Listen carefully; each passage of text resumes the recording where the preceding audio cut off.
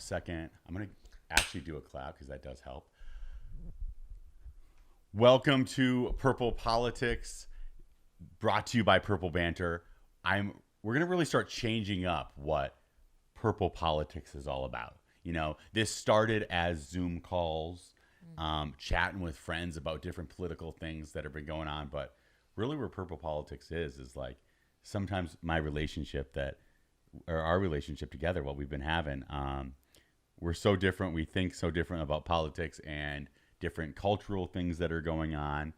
Our relationship really started like this. So we got Elof Altoma in the house, soon to be Elof Stead. And welcome to the program. She's going to be the new co-host, so welcome her. Yeah, woo! Really, really excited to be here and just have an opportunity to share a little bit more about what brings us together, what gets us fighting, and just how we both look at the world from just such different perspectives. I myself would identify as a progressive Democrat. I'm originally from Iraq, born in the midst of the Gulf War, and came to America as a refugee and really grew up living in poverty here in America, in California specifically, and just fought my way through to be able to get an education, got my bachelor's degree at UC Santa Barbara in sociology, and then took it to another level and got my master's at Harvard in education and prevention science and practice, and really just understanding how to support young people of color, first generation undocumented immigrant youth, and in their pursuit for more in life. And so definitely a different experience than this guy over here, well, Middle East to the Midwest. Right. And, so as I've always kind of said on this program, I'm a little bit more right. I certainly am one of the people that are comfortable with saying that I'm more right. I've always called myself a conservative. I do like some Republicans that are out there, but I've never found any political individual ever being something that I'm like, oh, I could like give my voice to them. Like they have like the voice that identifies the best with me. It's gotten continually more confusing, and our relationship blossomed in this era of Trumpian politics, which is like highly corrosive and divisive and confusing. And our relationship really sparked when we were having one of our first breakfast dates. And I'm like, I'm a little bit more conservative. And I'm not. And you're looking at me from across the table being like, oh, this isn't like a red flag. This is like I can't talk to you. Like this is a never. We had some pretty feisty first conversations. We definitely realized pretty quickly that we have such different perspectives, but what was nice is that we were able to really talk them through and understand each other. We were still able to see humanity in the other side, right? Even though we argued and butted heads and disagreed, I feel like our relationship has given me just more understanding of the other side. Yeah. And so I hope like as we kind of grow towards this, as politics continue to get more divided, I want this to be a place where individuals can come and say, like, there's this couple that's willing to get on the couch and talk about all of the stuff. It's always coming from a place of love, but also we're both not concerned with saying things of like, yo, this is what I believe, because we're not scared of like losing each other's trust. We're like, oh, because we know where both of our hearts lie, but the playbook of how we get there sometimes is different. Yeah, and that's definitely what I've like grown to learn and be more aware of, is that like we have the same like values. We care about the same things. We want to change the same things, but how we get there is so different. And I think our experiences in Watts has also just opened up my eyes, just being on the left, just understanding just how things really are getting done on the ground, right? And how these different programs and things that I personally have benefited from, right? But just seeing how they can also just be so negatively impactful, right, in these communities. And it's just giving me a better understanding of like why there's a Republican Party to the sense of like I get why there's this frustration within our political system, right? In these government agencies that sometimes become just so big that's like where's the impact, right? And seeing that on the ground level working in Watts has definitely opened up my eyes to it. Now, do I still believe in the power of our democracy and these programs and the impact that they actually have on like being able to create just more of a sustainable life for so many people who can't afford it, right? But yeah, it's just interesting to like be able to just understand the other side more. Yeah. Well, it's interesting. So like right now we're in a place where we have a nonprofit, Love Wins, that we work on together. You really spearhead. You are the executive director, and a lot of our programming comes one inspired by community members, but then kind of ends up being executed by you a lot of the time.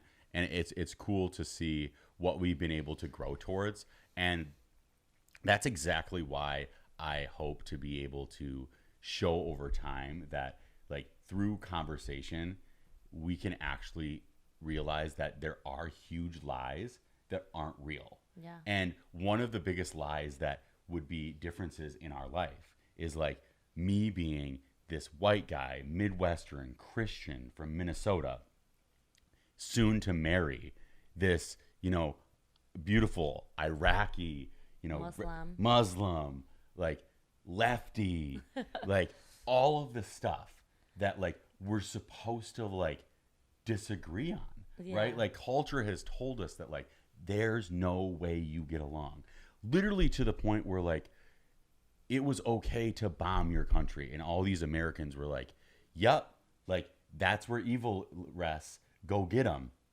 When your story of how you even got to the States was like, well, shit, like what the fuck is going on? Yeah, I mean, I am here due to U.S. involvement in the Gulf War, right?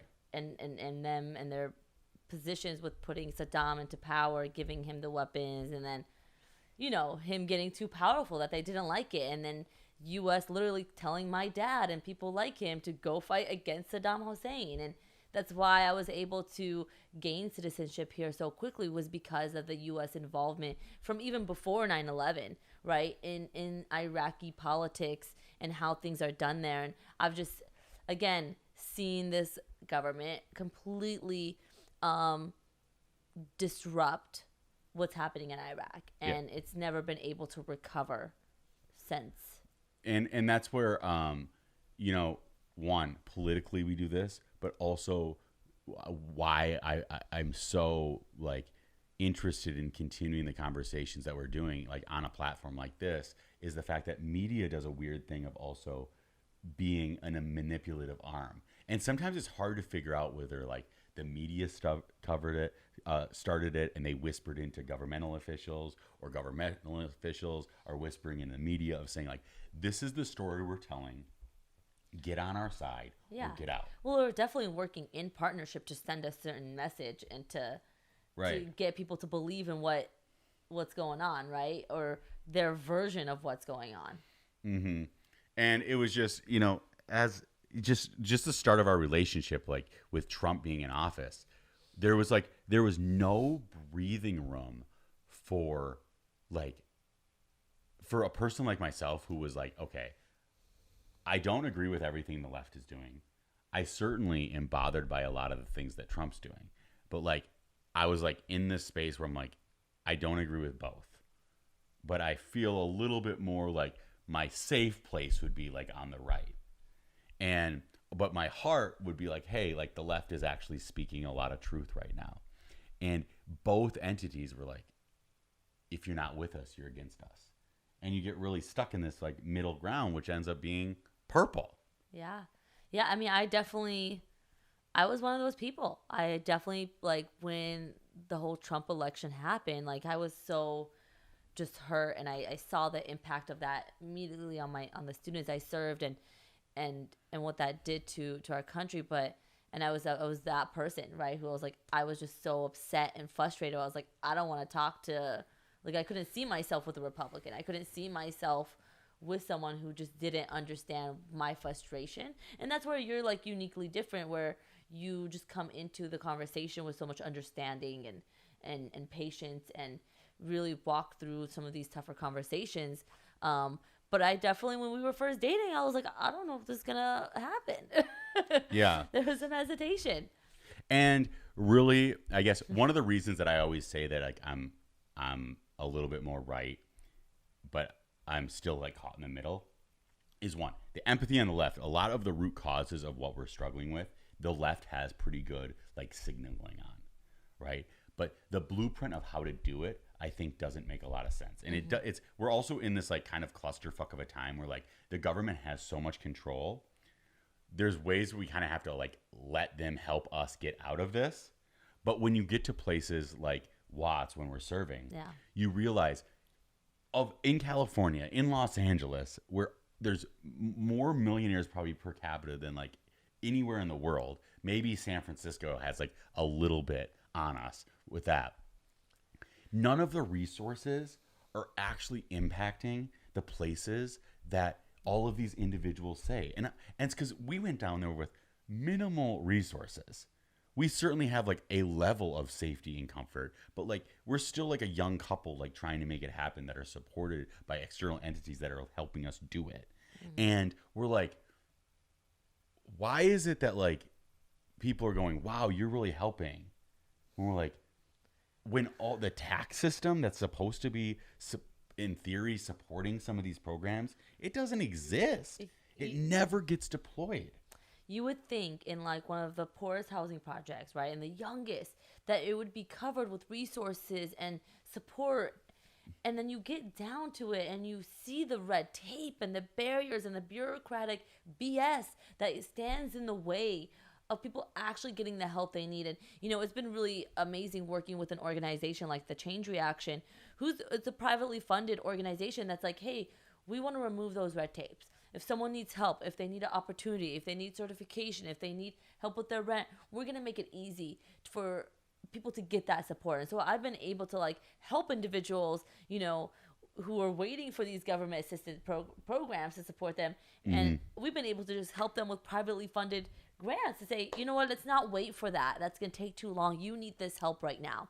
Right. And it's too often that these systems, there's so much money, but in order to even access the money, it's this huge process. Yeah. And there's all these barriers that actually get in the way of people getting the help. And so, like, where are the taxes going? Like, where is the money? So that was one of those situations where I go, this is like my confirmation bias, right? I'm like, I got Elof on this. Like, the government doesn't help, right?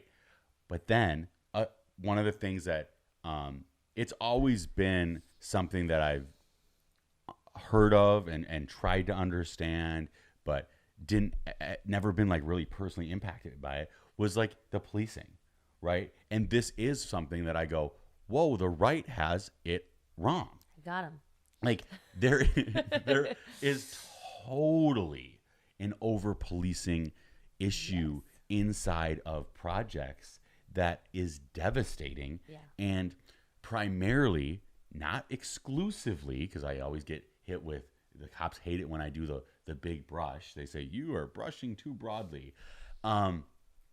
Yet they do that to the children all the time. Like, but that's okay.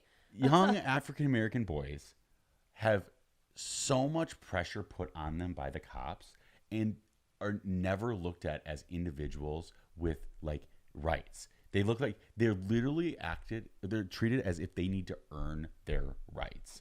And to me, in a weird way, I also like look at this as like a conservative problem, right? Like, you know, conservatives are always like, watch out for Nazi Germany coming back. Like, watch out for, you know, all of these bad, like, communist dictators, blah, blah, blah. This feels like that. This is one of those scenarios where I go, whoa, guys, remember we're the Republican groups that hate the dictators? It's fucking happening. On the ground level. So how are you not able to listen to a community that has a universal kind of agreement that like cops aren't serving us well? So that's where we really find ourselves in this unique kind of political purple situation. And I want to continue to this be a program where like we're going to be bringing on a lot of people. So finally, like, I'm opening up the couch to Purple Politics, where we're going to be broadening these conversations with more guests, a lot of the times in person, but sometimes virtually through Zoom. But more importantly, now always Elof is the cohort that is going to be making this happen with us. So we actually have like Purple truly represented. I'm here to keep this one in check. All right, when he's stepping out of line and saying some crazy things, okay? And it's just so interesting the way that these systems continue to try to pull us apart. And what our relationship has been built on these conversations. One, like where you initially were like, I don't really like this. Luckily, me by being like very small, right, allowed me to be like the bad boy in the start of our relationship. Like I could be the nicest guy, and it was as if I was like driving a Harley and had fucking face introduce him to my mom. And I was the bad boy, right? And all I had to do was like be like, I don't necessarily think I'm left. And that was like, that's being a bad boy. And so what a funny spot that we got to, where the division that we continue to experience in our culture, we continue to get closer and closer together. And now we're getting married. And now we're getting married over it, because we're like, wow, if you believe all these lies too much, like you won't even realize that like the love of your life might be this individual that you're supposed to like hate. Yeah. And that's what the world is telling us, right? Yeah. It's like it's telling us to hate. It's telling us to push the others away, right? If they don't agree with you, then they're not with you and they're against you, right? And it's like, actually, I think we all, like, at the end of the day, care about so much of the same things. It's just, again, how we get there, it looks different. And that's a lot to do with your upbringing, what you've experienced, right? And I can't expect you to have the same experiences that I have. I can't expect you to understand what it must be like to be a refugee in this country, right? But I think what's important is to have a conversation around it. And I feel like we're pushing so much to be like, I'm not even going to talk to you, or I don't even want to hear that perspective, or we're going to agree to disagree, right? But like, I think what we want to create here is a space where we can have those conversations, be able to show and talk about our different perspectives and experiences, and why we believe in what we believe in, and how can we like still at the end of the day like love each other and come together, knowing that like we want different things, of how like we want different things, or we want the same thing, but we get there differently. Right. And that's where it truly, the jump off point is, we keep on getting told, stop talking to the other side, the other idea, because you're not going to agree with them. You already hate them. Stop talking. But that's what's made dating fun, is like we get into these like really, sometimes intense conversations, and it's because we both like are so passionate and come into it with just so much care and like, really thinking about the other, well, like what we're trying to work towards. But I lost my train of thought. What I was saying. And it's just like, this isn't going to be a program where it's like, this isn't like an agree to disagree program. This is a program where it's like, we agree to be honest and to actually like talk it out. And I don't want it to always be a spot where it's like, at the end of the day, this is how you kumbaya. This is how everyone actually will agree. Because that's not going to always happen. No, like, there's definitely days when we just don't agree. Yeah. And there's those certain topics, which I'm sure will come up at some point, Yeah. And again, I think we have to just understand that, like, we're not going to always agree. We're going to have different perspectives, and that's the fun in it, right? That's the fun in having these conversations. It wouldn't be fun if we all just agreed on the same thing and that was the show. Right. and I think it's just like, I want to somehow like always take in the different information that mine and your like news feed on our Instagram is just so different. It's like, I'll be like, flipping through a video and she'll like hear it and she's like, what is that? Like, what's being said? Is that Tucker Carlson? And I'm like, look, one of my friends posted it. It was on Occupy Democrats. They're talking about how Tucker's bad. She's like, all right. Now, don't get me wrong. Like, I think it's healthy to like know what the other side is saying. Like, I actually watch Fox News just to understand the different perspectives, right? And to have that level of awareness of like, okay, when I'm in an argument, with someone who's been watching Fox News, I understand where you're getting, like, what your thought process is and why you're feeling this way, And I think that's like what we really want to bring is that like understanding of like what are those thoughts and ideas of the other side and where do people meet in the middle. Where is it purple? And it's so funny because like the more conversations that like I've been having with friends throughout the last like really like 3 to 5 years, when you're talking about like specifically like Fox News or like CNN or MSNBC, and I'd be like, you come to a left friend and you're like, did you hear what MSNBC, like, they're like, well, that's not really what I think, but that's like what this like larger media arm thinks. And like, so these organizations really feel like they own the pulse of the group. And what sucks is like what ends up happening is because like usually for a long time they were the only show in town that was even available, when a lot of the right stuff sadly is like comedians now that are giving a lot of that information, because I think comedians are some of the only people that are willing to like let it rip. And that's why I like that practice of like doing stand up, because it kind of teaches you to like let it rip and like allow to yourself to continue to be open and have that type of practice.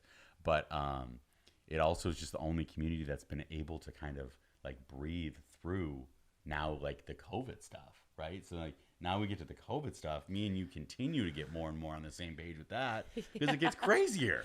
Oh, okay. We're not going to get into it today because I think everyone is just, we're all tapped out of this COVID conversation. Yeah. I'm at my wit's end with COVID. Happy to say that things are finally starting to just open up a little bit with the mask mandate, but we gotta move forward, y'all. We gotta move forward with life. We cannot let this hold us back forever. We gotta keep working towards the future. Mm-hmm. And so this is what it's gonna be about. It's we're gonna continue to bring topics up that are happening. The world is already flying with wild things that are happening. We're not going to address that yet, but we're going to start opening up that platform to let those conversations happen. So thank you so much. Hold on tight. It's going to be a ride. This is great. Well, this has been Purple Politics. Love you all and God bless. Thank you so much for coming out. And look at our beautiful new co-host.